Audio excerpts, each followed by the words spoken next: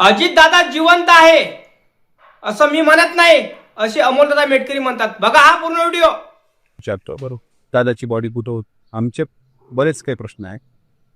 दादाची बॉडी कुठे आहे? गंभीर प्रश्न आहे तुमचे. त्या बडबडच्या समोर मी विचारतो बरोबर, दादाची बॉडी कुठं होती? जी सापडली ती दादाचीच बॉडी होती. DNA टेस्ट झाली.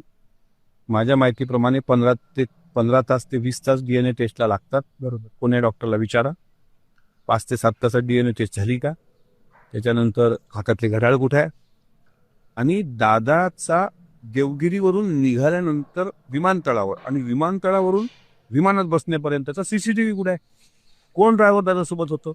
27 जानेवारीला दुपारी 4:30 पर्यंत दादा मंत्रालयात होते. 4:30 वाजता 4:15 पर्यंत 4:30ला ते देवगिरीला आले. 4:30 ते 7:30 वाजेपर्यंत त्यांना भेटण्यासाठी पक्षातले प्रमुख लोक आले. 8 वाजता बघितला का? टोटल फ्री झाले होते. अमोल दादा काय सांगते की अजितदादांचा DNA टेस्ट झाला नाही. अगोदर घड्याळ सापडली होती. घड्याळ सापडली होती. घड्याळ गेली कुठं? मग CBI CID चौकशी केली की घड्याळ नव्हती. हाताला शर्टचं जे कापड सापडलं होतं त्याच्यावर नोंदवलं गेलं की अजितदादाचं प्रेत आहे. मग 6वा व्यक्ती गेला कुठं? आणि अजितदादाची बॉडी होईच नाही ते.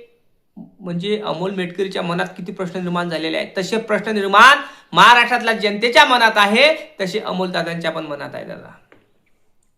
बरोबर नाही काय? म्हणजे अजितदादांचा खरा मारेकरी कोण आहे, कोण नाही.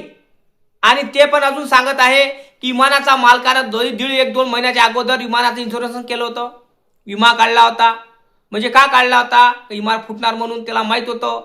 म्हणजे कुठं ना कुठं तरी धागे दोरे लागत आहे आणि अजितदादांचा खूनी जो घात करणार आहे तो लपलेला आहे. कोण आहे कोण नाही काही मालूम नाही अजून. आणि अजून जे आता अमोलदादांनी सांगितलं की जेव्हा मुंबईवरून अजितदादा निघाले होते विमानात, त्याच्या संग सहकारी कोण कोण होते? 5 जण होते, 6 जण होते.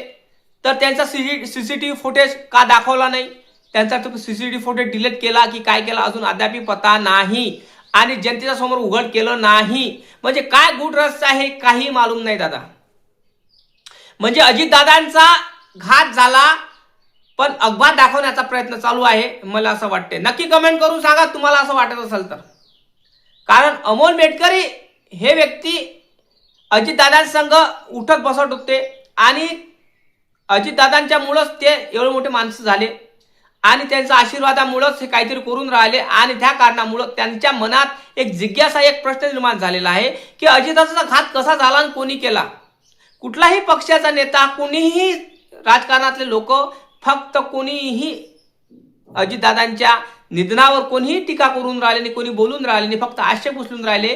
पण हा जो व्यक्ती आहे अमोल मेटकरी दादा, हा व्यक्ती मैदानात एकटा उतरला आणि सगळ्याची झुंज देऊन राहिला. मग विचार कराजोगती गोष्ट आहे की अजितदादांचा डेथ झाली, अजितदादा मरण पावले की नाही मरण पावले?